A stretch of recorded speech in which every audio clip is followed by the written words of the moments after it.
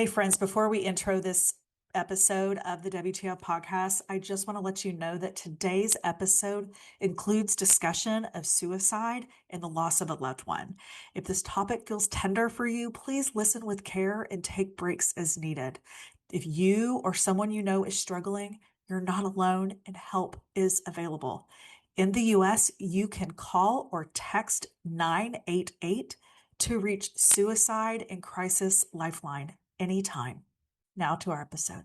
Welcome to the WTF podcast. My name is Molly Smith, and I am on a mission to equip 1 million people with the tools to recognize when they're in the funk, but more importantly, how to pivot out of it. By joining me today, you are on this mission with us, and I'm so grateful that you are here.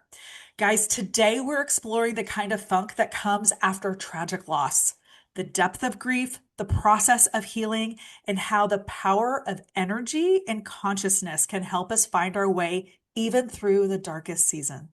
Our guest today, Dr. Lisa Thompson, is a globally recognized leader in multidimensional awakening, best-selling author, speaker, and founder of the Infinity Healing Method. With a PhD in evolutionary biology from the University of Chicago, she bridges science and spirituality in ways that are both grounded and otherworldly. However, after losing her husband to suicide, Lisa walked through unimaginable pain and ultimately found her way back to purpose and light and multidimensional healing. We're going to talk about her personal path through loss, how she used energy work and spiritual connection to heal, and what it truly means to embody our highest vibration, even when tragedy strikes. So take a deep breath, open your heart, and join me in welcoming Dr. Lisa Thompson to the WTF podcast. Hi, Lisa. Hi, Molly. So great to be here with you. I am so glad that we're having this conversation, and thank you for being here and sharing something so deeply personal. Give our listeners a sense of where your journey began and tell us a little bit about what your life was like for you and your family before your loss. Okay. Well, so I did grow up in a kind of different household. I grew up in the Midwest, Oklahoma City, Oklahoma, and Yeah. my mother was into the metaphysical sciences. So she was an astrologer. But then when I was 13, we moved to Washington State, where I spent most of my years. Yeah. And we were attending a spiritual school of enlightenment. So I've been on this spiritual journey now for almost 40 years, since I was 13. Okay. And now, that being said, though, so my husband that you mentioned in the intro, we were together for 8 years before he passed away. And we met in Olympia, Washington. And when we met, even though I was spiritual, I didn't have my spiritual business yet. And Okay. Okay. so, yeah, we met in the real estate industry. Okay. He was a mortgage banker, and I had a home Yeah. staging interior design company. And so we actually met in that real estate world. And when I met him, though, I'm like, okay, you got to know who I am. I've had all these experiences. I am deeply spiritual, and so it's really important that you know that about me and that you're okay. Because I did have two husbands before him. So, which Okay. I Okay. had to do that. Yeah. So Okay. I've been in a lot of funk, a lot of different Yes. situations, but this Oh, is a sure. really fun. So we back in December of 2020, so right in the middle of COVID, we Yeah. moved from Olympia to Hawaii, to the Big Island. And what was interesting about that is that we had, when we first got together, we had like a 10-year snowbird plan because my husband would get seasonal depression, or that's what we thought it was. And And so living in Washington State, that was amplified. yes, because it was Okay. 9 months of clouds and rain. Yeah. Yeah. And yeah, and so when COVID happened and his work went virtual, that's when we decided to make the move here to Hawaii, full-time sunshine, thinking that that would change things, Yeah. right? Yeah. And it did for a while.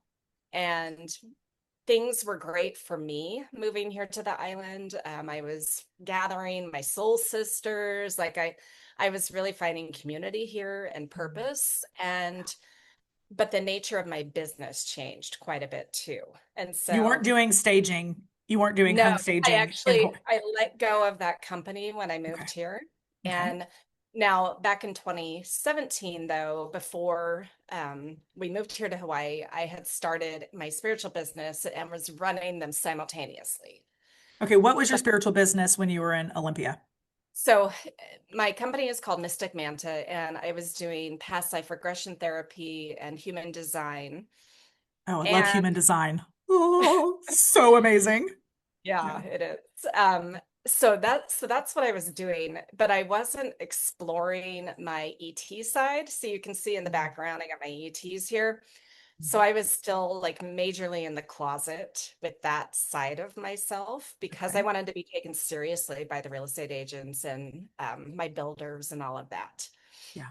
But when we moved here to Hawaii, I got a very clear calling that I needed to actually open up that part of myself because I have Okay. been a lifelong experiencer, contactee with the ETs and UFOs. That's a whole nother ball of wax. It Yeah. is, it is, Okay. but Okay. it does feed into the story with my husband. So Absolutely. Yeah. he he believed in things like that because he had his own UFO sighting in Tacoma, Washington with his former wife, a massive spaceship over the Tacoma Dome. Oh my They lived gosh. right across the freeway from the Tacoma Dome in middle of the night. And so he believed. And so when I said I need to start a UFO tour business under my spiritual business, and he's like, okay, let's do it. Because we had done a UFO tour in Sedona a few years before that. Sure. We had family there. And so so he was definitely like open to the spiritual stuff, but he wasn't fully on board. And that's where this gets a little more interesting because Mhm. when I was sharing with our guests about my experiences and I was getting into the more spiritual aspects of the ET phenomena, Mhm. he did not like that at all. He wanted me to stay more science and government disclosure and just like the really third dimensional kind of aspect of it, as opposed to, oh, I'm communicating with these higher dimensional ETs and now I'm channeling them. And things like majorly shifted when we got here to Hawaii. Okay. And so I was fully opening and he was supporting, but still there was this push pull going on. Yeah. And he ended up leaving the mortgage industry. The new industry he got into, he was not happy. He wasn't meeting his people here on the island. He was Mm. starting to a little bit, but it wasn't clicking in like Yeah. it was for me. And Sure.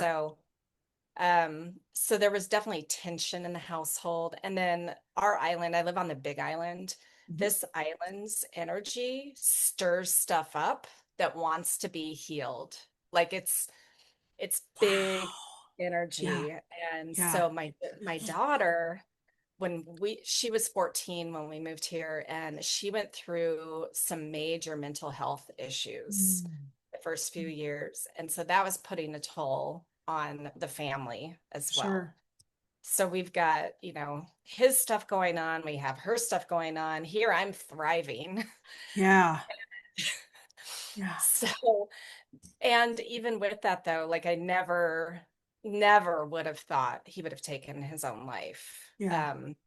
And I he was the love of my life, I was the love of his life. Yeah. So we had that great connection, but there were just things that kept like digging at Yeah. the relationship and at our connection. And so it was actually a couple months before he passed, we took a 2-week trip to Peru with a group of people. And I called it my ancient alien tour of Peru. And Okay. the trip, it was great for us, but the the person that was leading the trip was my friend and my mentor, Sunny Dawn Johnston. She's a psychic medium. And one of Okay. the things that she offered us as part of being on this tour with her was at night, we had the opportunity each to ask one question, like psychically. And And she would answer. Was this done like in a group setting or yeah, okay. yeah, Okay, in a, interesting. yeah, in a Okay. group setting. And what is interesting is that out of 29 people on this trip, my husband was the only one that refused to ask a question. Oh, And interesting. Do you know why? I like 2020 hindsight, yes. Mm, Stuff was already going on with him. Like mm. she knew it too. Like he was already pulling back and he did not want her to read him. Like, Ah, gotcha. Okay. That makes mhm, sense. That makes sense. mhm. Yeah. Oh, fascinating. And so then a couple months later, I am leading my first galactic retreat here on the island. And so I had rented condos in our neighborhood and I was staying down there with the ladies at the condo. So I wasn't even home. Sure. But that week leading up to that retreat was like one of our toughest weeks that we had had, Mm, like in our relationship. And so we were, it was not great. And mm. so I'm leading the retreat a couple days in, and he's like, okay, I'm letting it go. Like, I want to come see you. And like a couple hours before I found him, he's texting me. He's like, I want to see you tonight. I want to come over to the condo. And I didn't get the message because we were doing a night sky watch. And so after we got done with the night sky watch, that's when I got his text. I'm texting him back, like, yeah, come over, we're done. And then I'm calling him, he's not answering. And then my assistant had mentioned eggs. She was telling her husband, oh, yeah, we made breakfast for the ladies. And I remembered this light bulb, like, oh, I need to go home and get more eggs. We ran out of the eggs. I need to go get more. So I thought this is my opportunity to Popped go back get, home. Yeah. yeah, Yeah. because Okay. the condos were only like 5 minutes away. So Huh. I'm like, okay, I'm gonna go home, grab the eggs, bring Skip, my husband, back to the condo so we can hang out. And so I get there and the eggs, they were in our garage fridge. We've got a few fridges, but so they were in our garage. So I put the eggs in the car just first thing before I even went in the house because I opened the garage. And then I went into where I could see like our master bedroom. The lights looked like they were on. And so I thought he was in there. Hmm. And I went in there and he's not in there. And everything was really dark in the house, which is really unusual. Yeah. And my dog was running all over. And I'm just like, okay, this is weird. And then we have a private courtyard. And so I go outside and off in the corner, I see him. Oh So gosh. I discovered him, which that was hard, but it would have been worse if my daughter had discovered him. Oh, no question. So she was away staying at a friend's? She was at her boyfriend's house. Okay. Yeah, Okay. because it was a Friday night, nine Yeah. o'clock, and Okay. so she's over at So her she was boyfriend. out. Yeah. She was out, yeah. And like at first, I thought he was playing a joke on me. I thought he was like a sick joke. Yeah. But then I realized, okay, no, this is not a joke.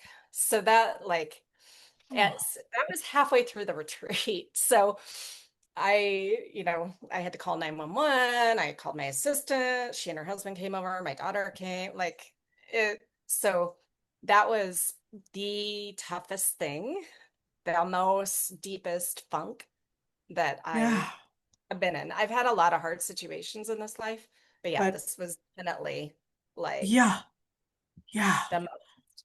And Oh, no note. And so afterwards, we there had to be the physical cleanup, but then my that same friend Sunny, who we went to Peru with, so she is a major energy healer and other things, and she was like one of my best supporters through this in that time. season. Sure. Yeah, and so my best friend Jennifer, who still lives in Olympia, she flew out immediately. As soon as she found out, she got on the first plane out, came to be here. And so Sunny guided her and one of my retreat ladies in energetically clearing.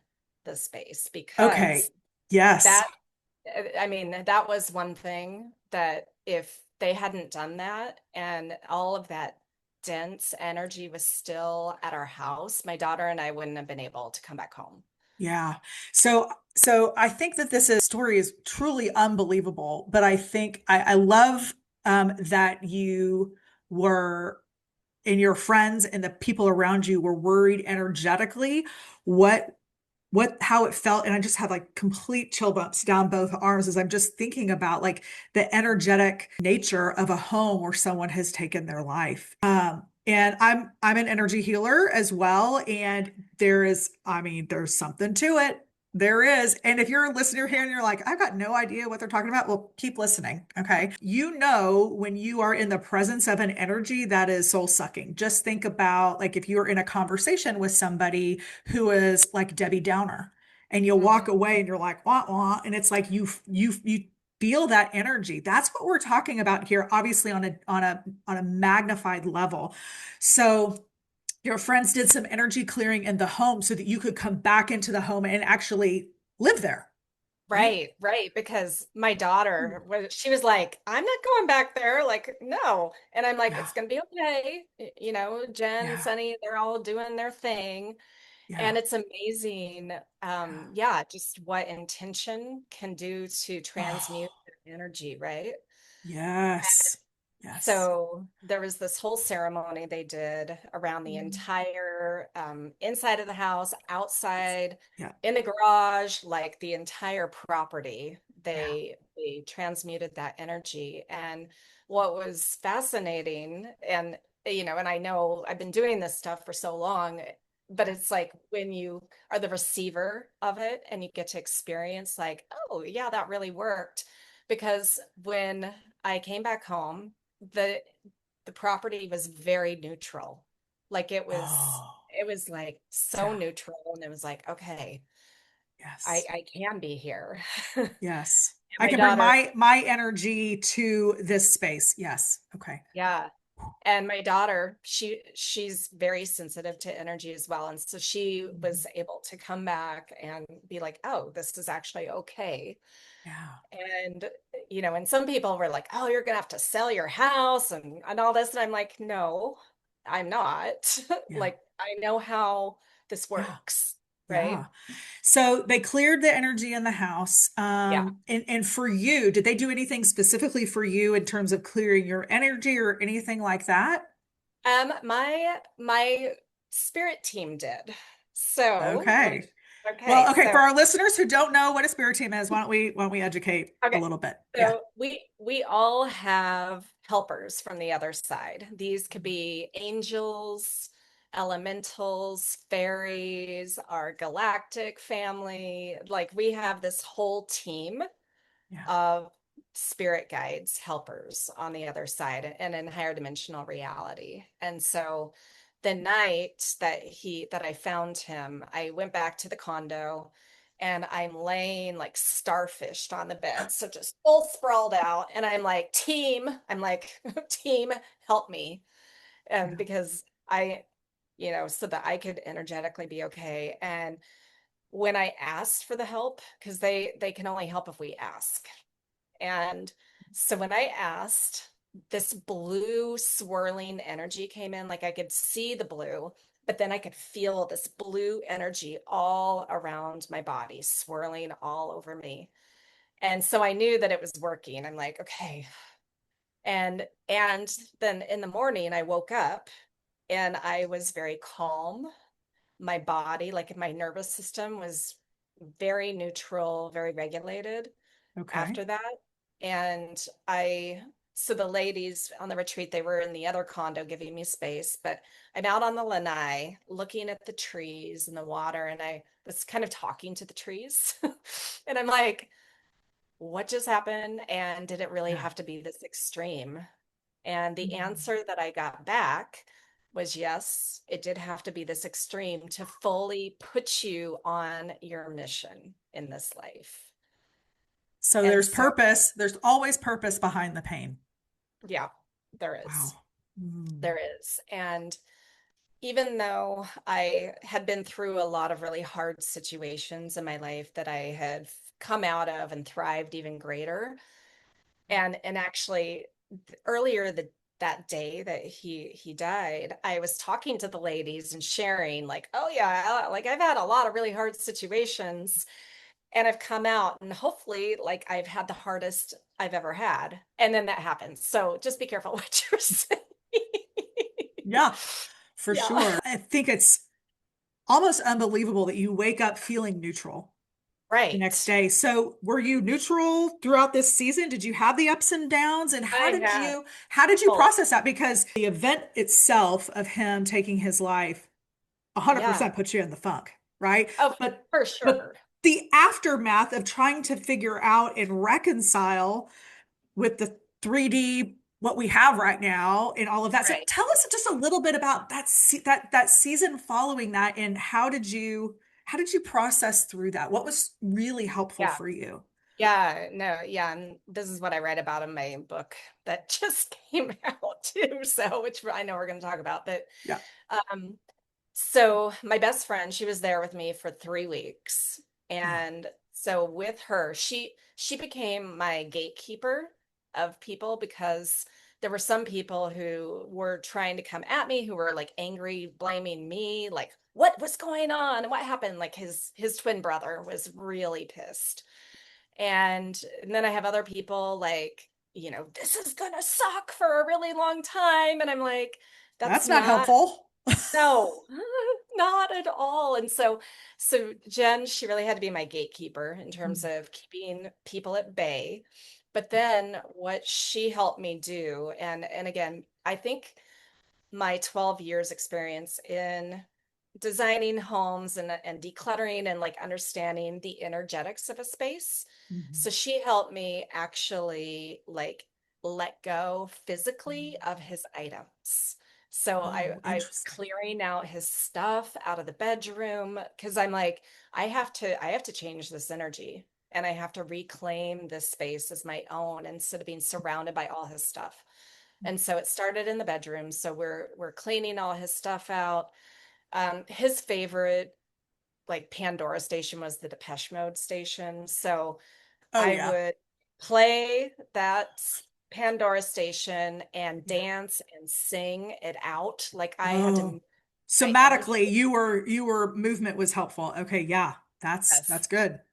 very much. And I know not everyone who's watching or listening lives by the ocean like I do, but we went to the beach every day. So Yeah, because, just grounding toes in the yeah. sand, but even the salt water. So even if Mm, someone is going through this, take a salt bath. Like salt just helps bring out those emotions so they don't get stuck mm, in the body. And that was the thing is that movement and the salt water, the sand. I yeah, knew that I had to keep moving that energy, right? So yeah, so that was extremely helpful. And then after the 3 weeks when she had to go back home, um, when I needed to express something, I would use my phone and I would do voice memo. I recorded all of these voice memos. And so I actually have those like verbatim in the book because I wanted to number one, remind myself of what I was going through because it was a roller coaster. It wasn't like, oh yeah, I'm just neutral and it's cool this whole time, right? right, I right. there were highs and lows, and Yeah, I had these yeah, spiritual epiphanies, these understandings, and I wanted to document all of that for myself. And then I knew I've written other books, so I'm like, oh, this is probably going to be a book at some point once I yeah, get through it. yeah, And so it was really just taking one day at a time too, yeah. like and being very patient with myself Yes, and again maintaining my own energy, knowing that other people's projections and energy is not my job. And and I think yes, that is something people forget. yes. Well, and there are probably a lot of people who mean well, but the Yeah, things that they say are not helpful at all, right? And you right. can only control you. Exactly. Right? Yeah. Yeah. Okay. Yeah. So the more, and then, and then I was running so my ETs have given me my own energy kind of healing method. So I was running that energy regularly. And so it was a whole combination of stuff. Yeah. And then I would also then, again, just to keep the energy clear in the house, like regularly sage and Palo Santo Hmm. around the house. Yep.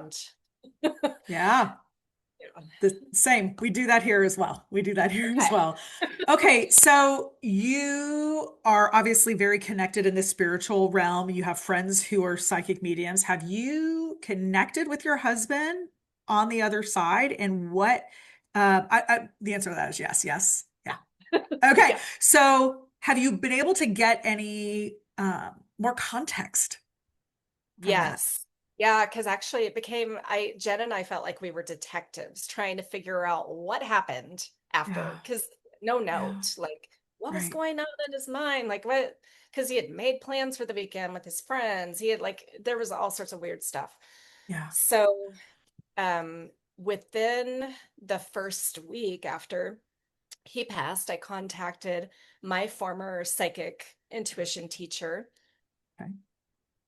back in Olympia, and I'm like, hey, Lisa, is he ready to come through yet? Because sometimes, depending on what the processing is, sometimes they're not ready to come through right away.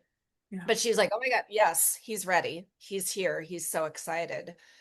And Sunny and her whole group of people had been energetically working on him and calling in the light team and all the things to help him transmute that Wow. energy faster. Okay. And so with Lisa, um, she's like, okay, he's like, it had nothing to do with you. It's not your fault. He stayed around longer than what he had ever planned to. I saved him many times without even knowing it. Mm. And life was just too hard. He couldn't do it anymore. And the other message that came through very strongly. And I've had like probably 10 different psychic medium readings from different people with the same kind of messages Okay. where like, I can support you even more from the other side. You know, how I wasn't as supportive of you as you wanted me to be or needed me to be. But he's like, whatever you're doing, it's fully, yes, it's real. And which that was good confirmation because he was like, I don't know, this is weird. But from the other side, he was like, no, this is all real. And Yeah. he's like, keep doing what you're doing. So proud of you. And Wow. one of the biggest things, again, in that first week, he's like, it's okay to be happy sooner than later. Oh, Like, that permission. there is no time on the other side. There is Yeah. no time. And so it's like, we people think that we have to be in this deep mourning for like years or whatever. Yeah. And so, but it was permission. And then he Yeah. also, this was again in the first week, he's like, you're not going to want to hear this, but you need romance in your life. Oh, And geez. That's a and little, holy cow. I know, right? And it helps with your creativity and you have a whole lot of life left. And he's like, you're not gonna have to go through a bunch of losers. I'll bring you, your next person. And I'm like, you're right, I don't want to hear that right now, but like now, it was Appreciate still, you, but yeah. Okay. yeah. Wow. Wow. Yeah. Wow. Wow. So he came through people, but then Mm. he also showed up in different ways. Okay, the funniest story, kind of gross too, but so our bedroom was the Ohana. We have a studio apartment attached to our house, and Okay. that's what we used as our bedroom and his office. And Okay. so that was still my bedroom. And the bathroom, okay, so here in Hawaii, we have these really big cockroaches. They're a couple inches long, Oh, and geez. they don't infest like the German cockroaches do. Like they're Okay. not the kitchen kind. They're Okay. just big. And you might have one random one fly in the house. Oh, they And fly? oh yeah, Oh, geez. Okay. most insects fly, have wings. So, but Tells all. okay, so So, okay, the cockroaches. So Jen was still here. So it was in that 3 week period. I think it was 2 weeks after he died. Okay. And in my Ohana bathroom, within a few hour period, are 9 of these massive cockroaches. 9 of them. That is so like Unusual? Very. unusual. Okay, now what? So I'm like, Jen, come check this out. Now, okay, so again, I'm a former zoologist, marine biologist, and I do get a lot of signs through animals, like messages. Okay. Okay. And so immediately I'm like, okay, this is really unusual. This is Skip. And so I Google spiritual meaning of cockroaches because I'm like, Okay. there's a meaning here, there's a There's something message. here. Right. Okay, so think What about is it? cockroaches. They are survivors. They can survive anything, nuclear war, microwaves, like they, so his message was coming through like you're a survivor. You're gonna get through this and you are gonna come out. As soon as I acknowledged, like I got that message, no more cockroaches. So again, it was like it was a very clear message from the other side. Yeah. Wow. Okay. Yeah, the cockroach thing, okay. Good And I'm times. like, really? Can you come a different way? Not cockroach? Yes, right? Butterflies, something. Right. Yes. Yeah. And so he also like I would they come through smells sometimes and Mhm. I have Yeah. this really very strong smeller here. Yeah. And so I would be in the bedroom and I would get this whiff of like dirty socks. And I'm like, really, Skip? Because he would come home from work, his new job. Okay, so this is the other part with the cockroaches. He had switched careers going from mortgage to being a sales person, home inspector for Terminix, pest control. Oh, so he was Also, around bugs all the time. yeah, so Okay. that's how I knew also, like, really, you're sending me cockroaches? It's kind of Yeah. funny. But he would come home from work and take off his shoes and his feet would just stink.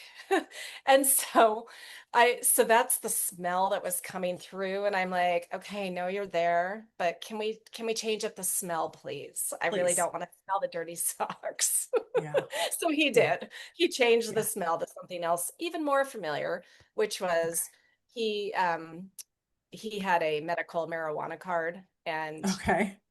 he would regularly smoke Okay. pot. And so Yeah. that's what came through next. I'm like, okay, I can handle that.